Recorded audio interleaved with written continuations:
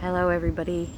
It's a Tuesday afternoon and I was out walking earlier and doing some meditating, but I decided to do a video a little bit later. So here I am and I'm walking on the path to our lake. Let me show you something.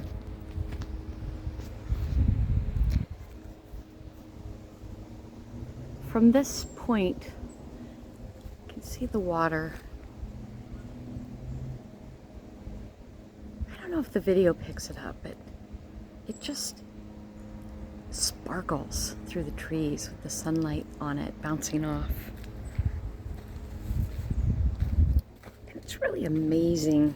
If you think about water, water is amazing. It's such a strange, beautiful mystery. I'm going to spend some time Sunday thinking a little bit about the water's mystery as we explore the story of Moses. Moses, who was drawn from the water as a baby and saved by Pharaoh's daughter.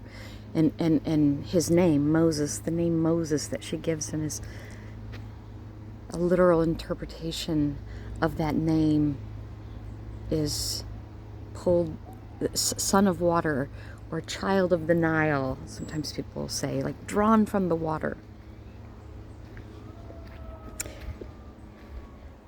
Water's a pretty amazing, it's life-giving. It holds the key to life. It's so essential to our lives. Our bodies are made up of like 90% water. It can freeze and expand. A drop of water can cling to a leaf. I mean, think about it. You don't even know how it can cling to something. It's fluid. It's amazing. There's this mystery. There's a mystery. Scientists are fascinated by the mystery of water. And we know there's something so holy and sacred about it. We use water to baptize, to cleanse, to signify a new beginning, a new life. Our planet is shaped and created from water. You think about some of the most stunning, beautiful places, holy sites in our country are the places that glaciers formed, or where floods happened and receded and leave this beautiful landscape.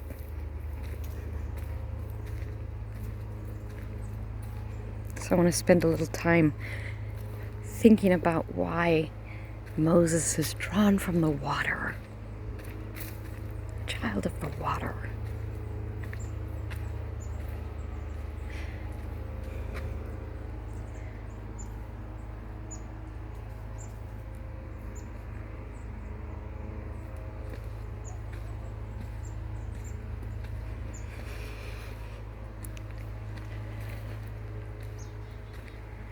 I'm walking down here to the water.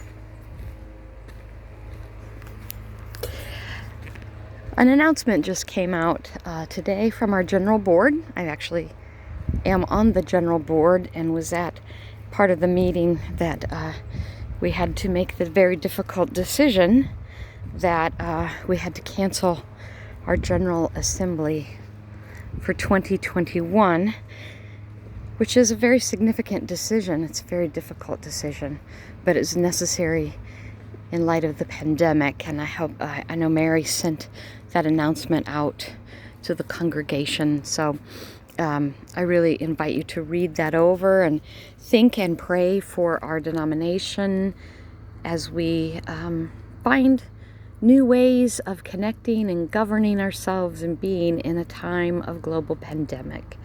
God is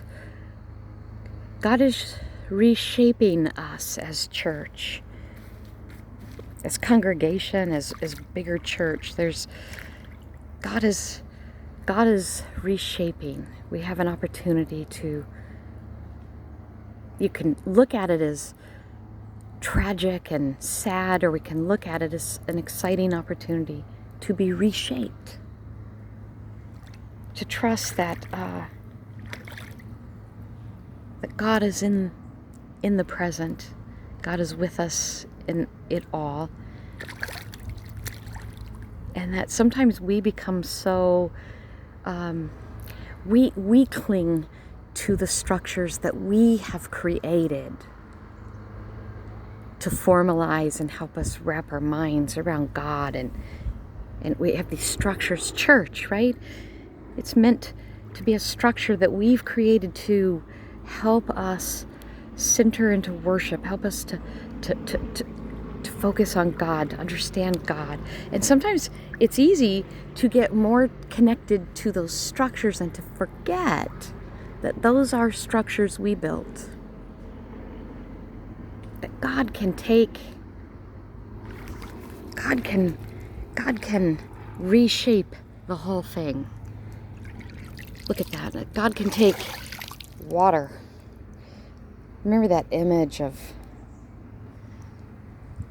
the earth at creation being covered by water? And out of that, this is the chaos, God creates everything. So here we are being reshaped. God is at work, and we only need reach out and join. So I invite you to pray for our denomination, to pray for our congregation, to pray for our world, our country and our world, that God's peace that passes all understanding may be felt. That we may join with God as co-creators in the reshaping of our institutions, of our world, so that new life, new beginning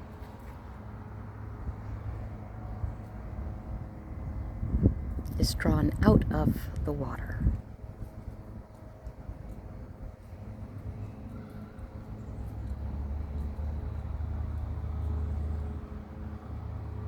Some scientists say they've done really extensive studies, and there's an interesting article in Newsweek that came out a couple of years ago about some of the work that's being done, and they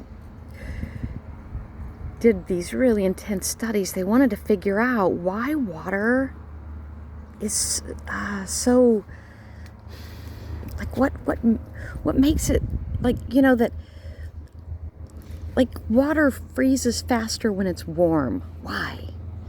Water is heavy, and yet it can just cling. A drop of water can cling and hang on to a leaf like that. How is that possible? What is the mystery of water? And what they ended up concluding basically is they didn't really figure out too much of the mystery, but it's all still a mystery. But what they did discover is they said the best way to think of water is to think of it as two separate entities mixed together. That within water there are these two separate, very opposite things. So that there is this sense of, like, utter chaos and complete control. Isn't that interesting?